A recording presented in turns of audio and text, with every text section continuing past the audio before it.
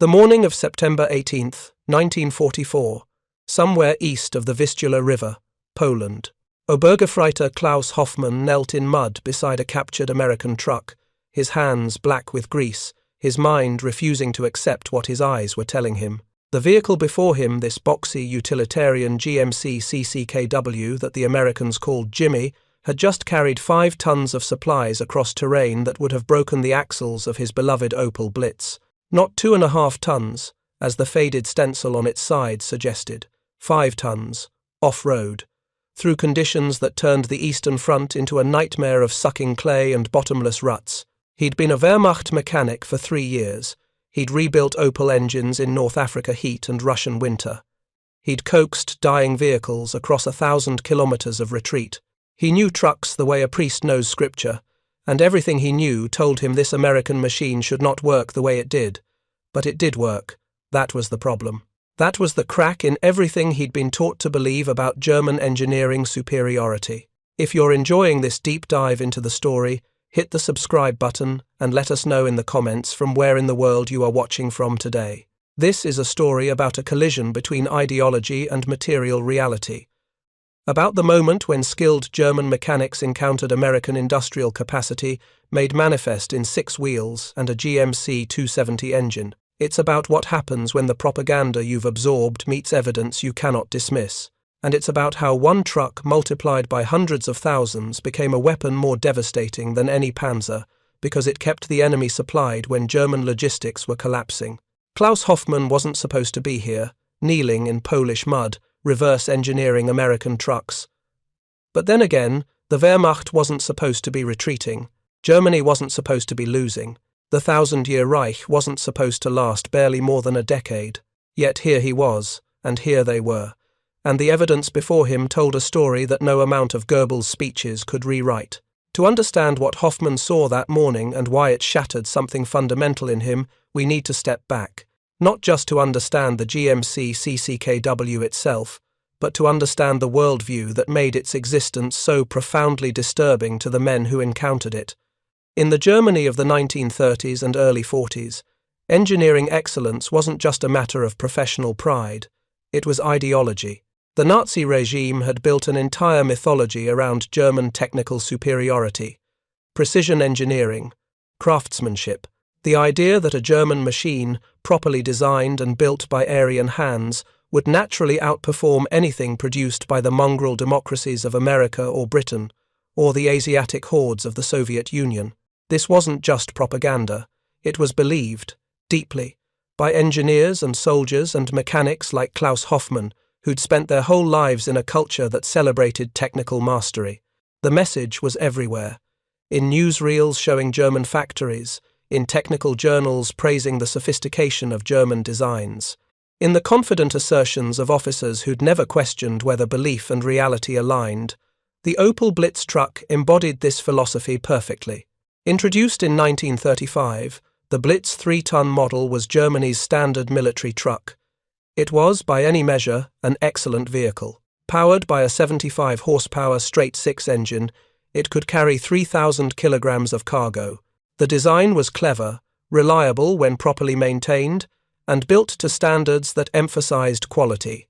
Approximately 130,000 Blitz trucks were produced between 1935 and 1944, built primarily at the massive Opelwerk Brandenburg facility. 4. Wehrmacht logistics. The Blitz was everything. It hauled artillery, transported troops, carried supplies from railheads to forward positions. German soldiers appreciated its reliability and ease of maintenance. Mechanics praised its rational design. But there was a problem, though most German soldiers didn't realize it until far too late. The Opel Blitz, for all its virtues, revealed something about German military thinking that would prove catastrophic. It was designed for European roads, paved roads, or at least roads that resembled roads. The standard Blitz was rear-wheel drive only, two-wheel drive. In a war that would take German forces into the trackless expanses of Russia, across North African deserts, through the mud-season nightmares of the Eastern Front, the Wehrmacht standard truck could barely function off paved surfaces. When the autumn rains came in Russia or Poland, turning roads into rivers of glutinous mud, the Blitz simply stopped working. Wheels spun uselessly, vehicles bogged down, supply columns halted.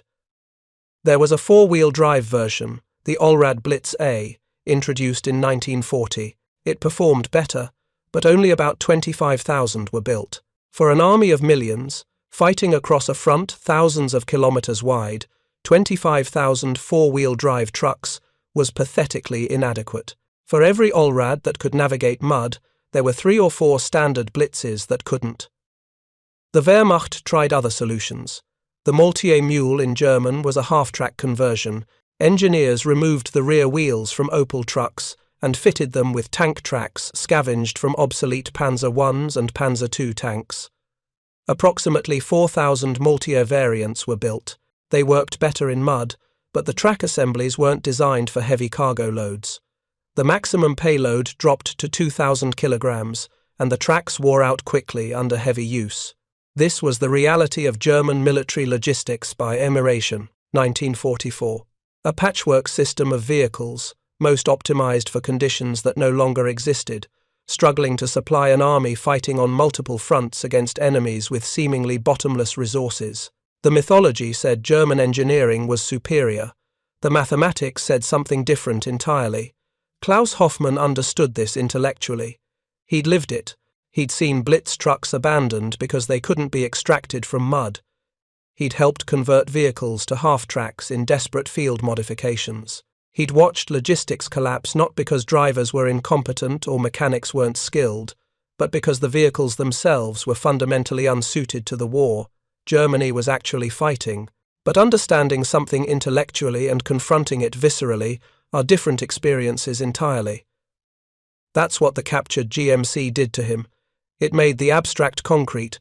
It transformed vague awareness into undeniable physical evidence. The GMC CCKW was not a sophisticated vehicle. American engineers had designed it using mostly off-the-shelf commercial truck components. The GMC 270 engine was an overhead valve inline-six, producing 91.5 horsepower, less power than many German engines. The designation CCKW came from mundane company nomenclature. C for 1941 design year, C for conventional cab, K for all-wheel drive, W for dual rear axles. Over 560,000 were built between 1941 and 1945. More than any other U.S. vehicle except the Jeep. They rolled off assembly lines at General Motors' Yellow Truck and Coach Division in Pontiac, Michigan, at rates that would have seemed fantastical to German planners. The truck had 2 versions. The short wheelbase CCKW 352 with a 145-inch wheelbase, designed as an artillery prime mover, and the long wheelbase CCKW 353 with a 164-inch wheelbase, designed for general cargo duties. Both versions shared the same fundamental architecture. 6-wheel drive, all-wheel drive engaged through a transfer case, robust axles designed to handle abuse, a 5-speed Warner T93 transmission with overdrive. The specifications were unremarkable. Empty weight around 11,000 pounds. Maximum road speed 45 miles per hour. 40-gallon fuel capacity giving a range of roughly 300 miles. The official payload rating was 5,000 pounds 2.5 tons for cross-country operation, 10,000 pounds on improved roads. But official ratings and actual performance diverged significantly. The CCKW could be overloaded dramatically and continue functioning. Soviet soldiers, receiving tens of thousands of these trucks through Lend-Lease, routinely loaded them with 5 tons or more. The robust drivetrain and suspension could handle it. American Red Ball Express drivers in France regularly exceeded rated capacities because the tactical situation demanded it, and the trucks simply absorbed the abuse. This was what Klaus Hoffmann confronted that September morning. Not just a truck, but a philosophy made metal. The GMC represented an entirely different approach to military engineering, not precision and craftsmanship, but standardization and mass production. Not vehicles optimized for ideal conditions, but vehicles designed for the worst conditions and then built by the hundreds of thousands. The specific truck Hoffmann examined had been captured 2 weeks earlier during a Soviet offensive. Wehrmacht forces had overrun a supply depot, seizing fuel, ammunition, and several dozen vehicles. The Americans and British had been sending these trucks to the Soviets by the tens of thousands. Approximately 47,000 CCKWs went to Russia through Lend-Lease, along with even larger numbers of Studebaker trucks. Hoffmann's commander had ordered him to evaluate the captured vehicles. Could they be pressed into German service? Were their design features worth copying? What were their weaknesses? Standard procedure for captured equipment? The Wehrmacht had been using captured vehicles since the beginning of the war. French tanks, British trucks, Soviet weapons. By late 1944, with German production facilities being bombed into rubble, captured equipment wasn't supplemental. It was essential. Hoffmann approached the evaluation clinically at first. He walked around the GMC, noting the crude construction. The cab was simple sheet metal, not the more refined metalwork of German vehicles. The cargo bed was wood, painted olive drab. The design was utterly utilitarian, with no concession to aesthetics. Where a German engineer might have added a curve or refinement, American designers had used straight lines and right angles. The lack of sophistication was almost offensive to someone trained in German engineering tradition. This was not a vehicle built by craftsmen. It was a vehicle built on an assembly line by workers who'd probably never seen a truck before the war. Women and minorities, if the propaganda about American factories was accurate, people who supposedly couldn't match German industrial workers. Hoffmann opened the hood. The GMC 270 engine sat there, blocky and unimpressive. Simple overhead valve design, no particular innovations. He'd seen variations of this architecture in commercial American trucks before the war. The carburetor was a Zenith or Carter, depending on production batch, basic, reliable, nothing special. He checked the oil. Clean, recently changed. The Soviets were maintaining these vehicles properly, which made sense. The entire drivetrain was accessible and simple to service. No special tools required. A mechanic with basic skills could perform field maintenance. That was deliberate design philosophy. Make it simple enough that anyone can fix it. Then Hoffmann crawled under the truck, and his clinical assessment started to crack. The transfer case that engaged front-wheel drive was beautifully simple. A lever in the cab activated it. Under terrible conditions, the driver could power all 6 wheels. The front and rear axles were heavy-duty Timken split type. Later variants used GM banjo style. Both types were robust, overbuilt for the stated load capacity. The suspension used leaf springs and locating arms, nothing fancy. But the ground clearance was substantial. The truck sat high, with large tires that distributed weight effectively. This wasn't a vehicle designed to drive on roads and occasionally venture onto rough ground. This was a vehicle designed to operate in mud, snow, sand, and swamp, with roads as an occasional luxury. Hoffmann stood up, wiped his hands on a rag, and looked at the truck again. Then he looked at the Opel Blitz parked beside it. His Opel, the pride of German engineering, and something twisted in his stomach, because he couldn't lie to himself. Not here, not with both vehicles side by side. The Opel was, objectively, a fine truck under the right conditions.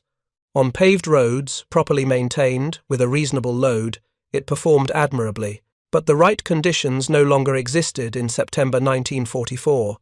The Wehrmacht wasn't fighting on paved roads with reasonable loads. They were fighting a desperate retreat across Poland, with supply lines stretched to breaking, roads destroyed, and conditions that made mockery of peacetime design assumptions. The GMC, meanwhile, was designed for exactly these conditions, not as an afterthought or adaptation, but from the beginning. Someone in America, some engineer Hoffmann would never meet, had looked at military requirements and concluded that the primary challenge wasn't maximum efficiency on ideal terrain. It was maintaining minimum functionality on the worst possible terrain. That philosophical difference translated into physical differences that Hoffmann could measure. The Opel Blitz had approximately 7.5 inches of ground clearance, adequate for European roads. borderline suicidal for Russian or Polish mud. The GMC had over 10 inches. The difference didn't sound like much until you'd watched vehicles belly out in mud, drive shaft buried, unable to move forward or back. The Opel's two-wheel drive meant that when the rear wheels lost traction, the vehicle was done, stuck, requiring a tank or another truck to extract it, wasting hours, blocking roads, creating chaos in supply columns. The GMC's six-wheel drive meant that even when the rear wheels spun uselessly, the front wheels could pull. Even when the front wheels bogged down, weight transfer to the rear might find purchase. The redundancy wasn't elegant. It was brutally practical. Weight distribution was another revelation. The GMC's longer wheelbase and wider track distributed load more effectively. The large 900 by 20-inch tires, bigger than what German trucks used, spread weight over greater surface area. In soft ground, this was the difference between sinking and floating. Basic physics, applied ruthlessly. Hoffmann climbed into the driver's seat. The cab was Spartan, metal dashboard, simple gauges. The steering wheel was large, unpadded. The seat was uncomfortable.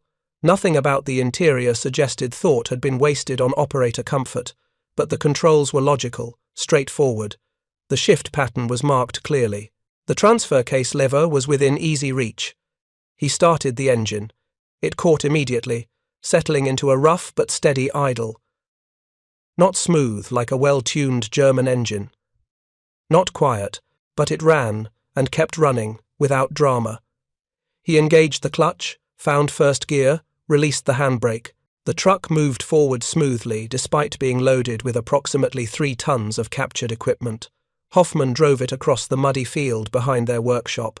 The ground was torn up from previous vehicle traffic, ruts deep enough to swallow wheel hubs. The Opel Blitz would have struggled here, wheels spinning, chassis tilting, forward progress measured in painful meters. The GMC just drove. The six-wheel drive system distributed power. When one wheel lost traction, others compensated. The truck wallowed, lurched, made terrible grinding noises, but it kept moving. He stopped, engaged the transfer case to low range, and tried again. The gear reduction gave more torque at lower speeds. The truck crawled through conditions that would have stopped anything else in the Wehrmacht inventory. It wasn't graceful. It wasn't impressive to watch.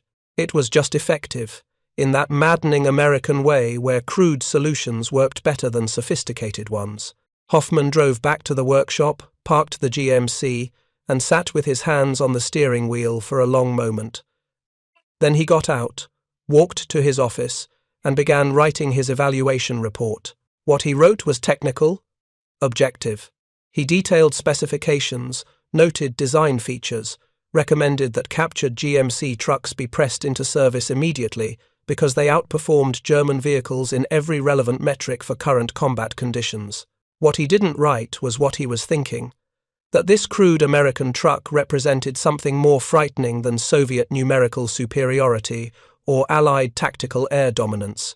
It represented an industrial philosophy that Germany couldn't match. Not because German engineers weren't brilliant, they were, but because brilliance applied to the wrong problem produced beautiful failures. If you find this story engaging, please take a moment to subscribe and enable notifications.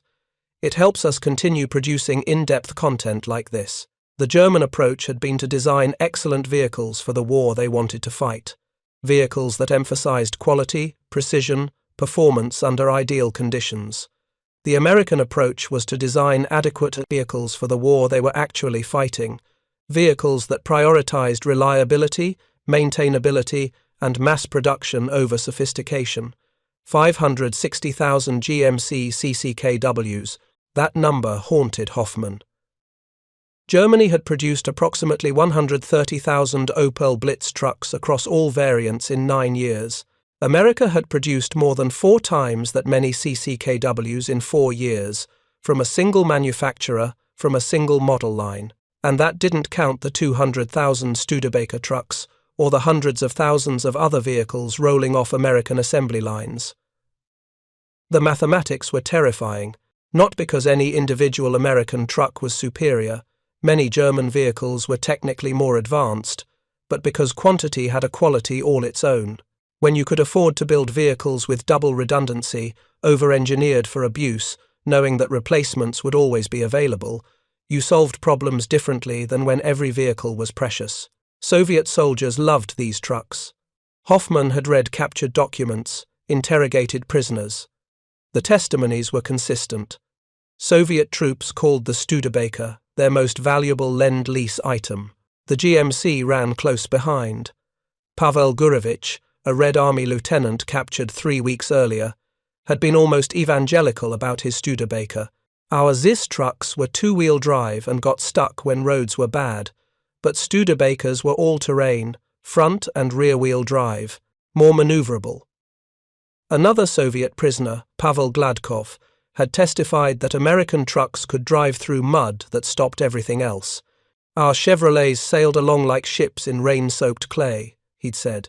These weren't propaganda statements extracted under duress. These were observations from soldiers who'd used both Soviet and American vehicles and knew the difference. The irony cut deep. Opel was a General Motors subsidiary. The same corporate structure that designed the GMC CCKW had owned Opel since 1929. The technologies were related. The manufacturing philosophy could have been shared. But by 1941, when America entered the war, that connection was severed. German Opel pursued sophisticated engineering. American GM pursued mass production. The divergence in philosophy produced divergence in results. There was more irony. Captured Opel Blitz trucks could be easily repaired by Allied forces using Chevrolet and GMC parts because the corporate lineage meant parts were somewhat interchangeable. Similarly, Wehrmacht mechanics could sometimes use captured American truck parts on Opel vehicles. The engineering kinship was visible in the components, but the philosophical difference was total. Klaus Hoffmann's report went up the chain of command. Similar reports were being filed across the Eastern Front and in the West, wherever Wehrmacht forces captured American or British equipment. The consensus was unanimous. Allied trucks were superior for combat conditions, not because they were technically sophisticated, but because they were designed for exactly the conditions that actually existed. Some German commanders drew the correct conclusions. They pressed captured vehicles into service immediately, recognizing that logistics had become the decisive factor. An inferior truck that could move supplies was infinitely more valuable than a superior truck that was stuck or didn't exist. By late 1944, Wehrmacht units were using bewildering mixtures of German, Soviet, American, British, and French vehicles. Whatever worked. Whatever moved. Other commanders refused to accept the implications. They clung to the mythology of German technical superiority, explaining away the evidence. American trucks only worked because they were maintained by Americans, or because they were new, or because they were overbuilt for their rated capacity, seeing this as waste rather than design wisdom. The cognitive dissonance was painful to watch.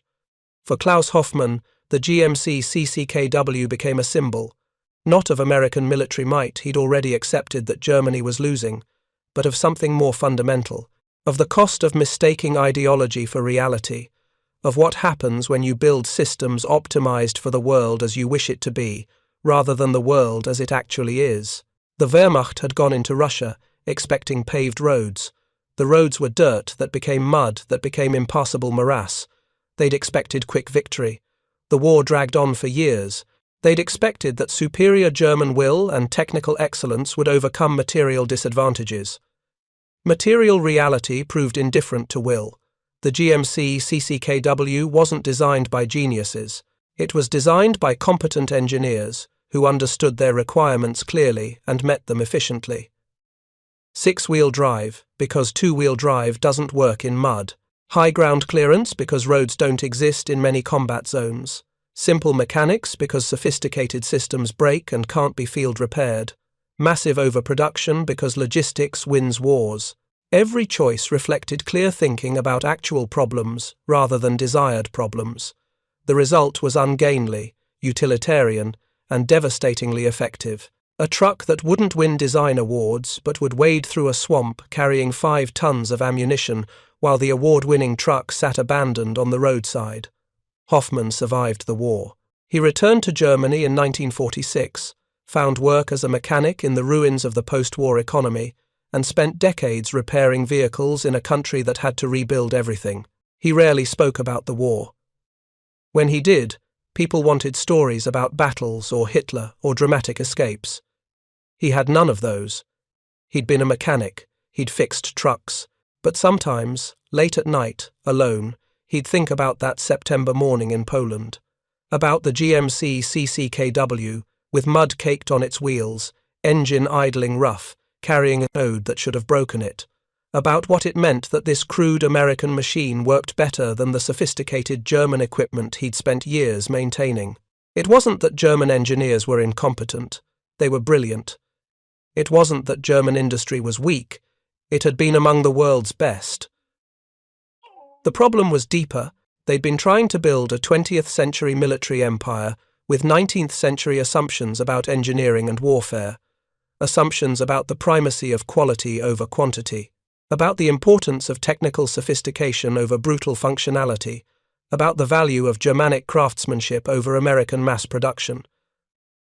Those assumptions might have been valid in a different war, in a short war, in a war on German terms, on German territory, with German supply lines. But World War II was none of those things. It was global, prolonged, fought in every climate and terrain imaginable, won by whoever could keep their forces supplied longest. In that war, the GMC CCKW was the perfect weapon because it understood what kind of war it was actually in. It didn't try to be excellent, it tried to be adequate, reliable, and numerous, three attributes that mattered infinitely more than sophistication or precision. The American industrial philosophy wasn't superior because Americans were smarter or harder working. It was superior because it correctly identified the fundamental challenge. How do you supply millions of soldiers across multiple continents for years? You build vehicles that work anywhere, can be maintained by anyone, and exist in numbers that make losses irrelevant. Germany never solved that problem. They couldn't. By the time they realized what kind of war they were fighting, they'd already committed to an industrial strategy that couldn't be reversed. You can't switch from precision craftsmanship to mass production mid-war. The infrastructure, the training, the entire philosophical framework was wrong for the actual mission. Hoffmann understood this, eventually. Not in 1944 when he first drove that captured GMC, but later, with perspective, looking back at a war that had destroyed his country, he understood that the truck wasn't just a vehicle. It was evidence, proof that ideology and reality were different things, that wanting something to be true doesn't make it true, that the world operates according to laws that don't care about your mythology. The GMC CCKW kept rolling long after the war ended. The vehicles were so robust that many remained in service through the 1950s and 60s. Some armies used them into the 1990s. Hoffmann occasionally saw them in post-war Germany, usually civilian conversions, hauling cargo on the same roads where Wehrmacht supply columns had once struggled and failed. Each sighting was a reminder, not of American military victory that was obvious and complete, but of a more subtle lesson. That engineering is ultimately about matching solutions to actual problems rather than idealized ones. That sophistication without functionality is worthless. That the crude solution that works beats the elegant solution that doesn't every single time. The story of Klaus Hoffmann and the GMC CCKW is ultimately a story about reality asserting itself against belief, about material truth overwhelming propaganda, about the moment when a skilled mechanic looked at a simple American truck and realized that everything he'd been taught about German superiority was a lie. Not because Germans weren't skilled, they were, but because skill applied to the wrong problem produces failure, regardless of how sophisticated the application. Wars are won by logistics. This isn't controversial. Military historians agree. But logistics isn't glamorous. It doesn't make good propaganda. You can't build nationalism around supply trucks and cargo tonnage.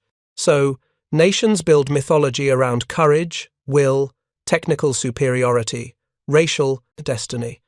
They tell themselves stories about why they'll win that have nothing to do with the actual mechanics of industrial warfare.